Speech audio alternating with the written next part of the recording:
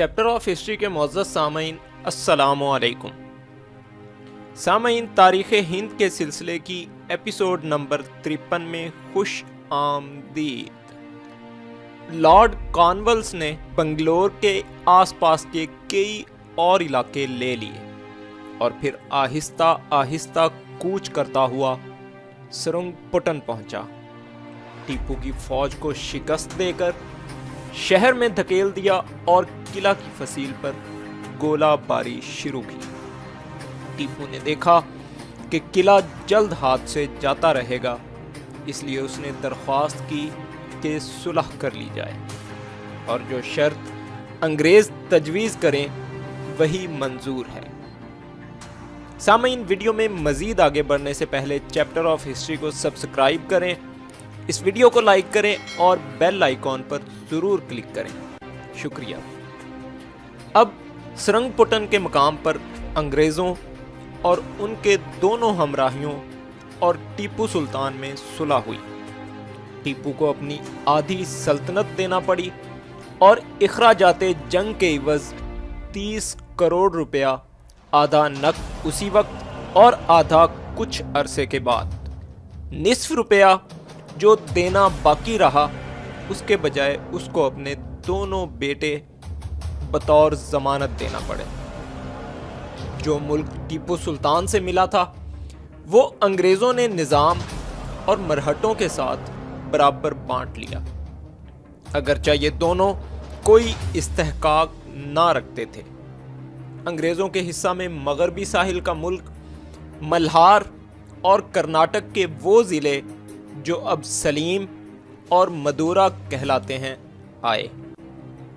Lord Cornwallis نے بنگال میں زمین کا بندوبست استمراری کر دیا۔ مغلوں کے عہد میں زمینداروں کو لگان پر زمین دی جاتی تھی۔ زمیندار نواب کو ایک مقررہ رقم ادا کرتے تھے اور رعیت سے جتنا چاہتے تھے وصول کر لیتے تھے۔ نواب کا مطالبہ ادا کرنے کے بعد جو کچھ بچتا تھا وہ سب زمینداروں کا حصہ تھا۔ زمین بادشاہ کی تھی اور زمیندار اس کے محض داموں کے غلام تھے۔ وہ رعیت کو غلام سمجھتے تھے اور بے رحمی کے ساتھ پیش آتے تھے۔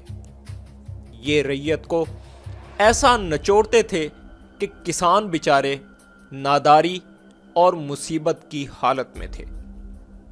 اس بارے میں سرکار کمپنی کے پاس ہر طرف سے شکایتیں پہنچتی رہتی تھیں۔ ان شکایتوں کے انسداد اور آسانی کے خیال سے لارڈ کارنوالس نے ہر زمیندار کو وہ کل زمین بخش دی جس کا لگان وہ وصول کیا کرتا تھا اور اس کو پورا مالک بنا دیا۔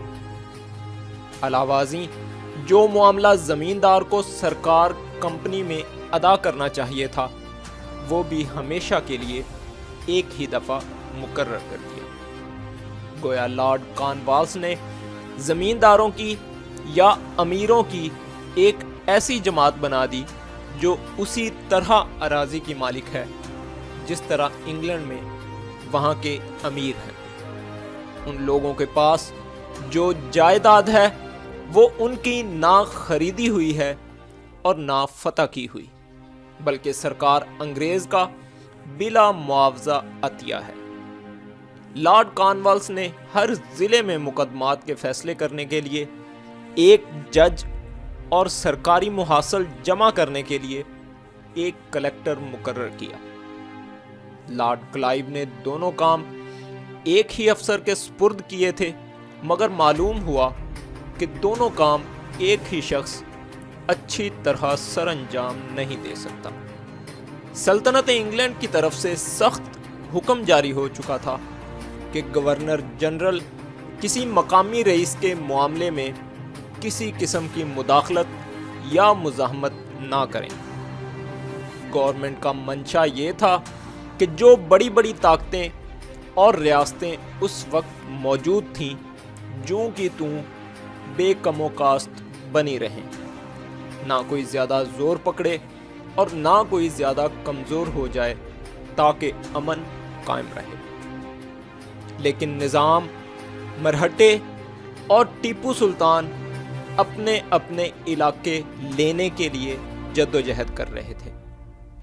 ٹیپو سلطان چاہتا تھا کہ اسے جو ضعف پہنچ گیا ہے اسے دور کر کے اپنی پہلی طاقت بہم پہنچا لوں۔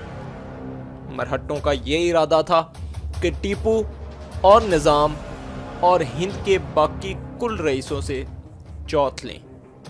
نظام چاہتا تھا کہ انگریز مرہٹوں کے مقابلہ میں اس کی مدد کریں۔